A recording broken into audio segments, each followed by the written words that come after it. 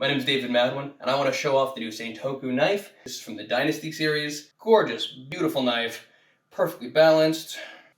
It's exactly where it should sit, so you have the right balance when you're chopping and cutting. This is Sanmai technique, so it's a samurai knife, essentially, or a samurai sword style knife.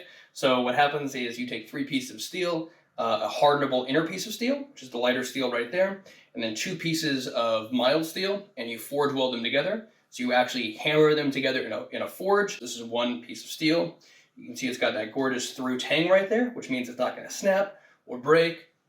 But unlike a full tang, this is actually much easier to hold on to because it has that gorgeous rosewood right over there that sits perfect in your hand, and this stupidly gorgeous Serbian cleaver. I've actually never used the Serbian cleaver before. I've used a meat cleaver, which doesn't work nearly as well for vegetables. For other things, this is a much more versatile kind of cleaver. It's closer in size and composition to a Chinese cleaver, which would have more of a squared off edge. But this is going to have a more forward weight to it, which is why the balance is actually slightly different. So it should be, there we go.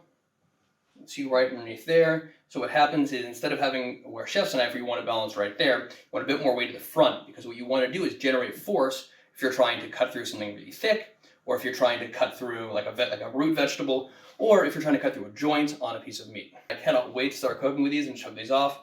I absolutely love them, and I cannot wait to use them.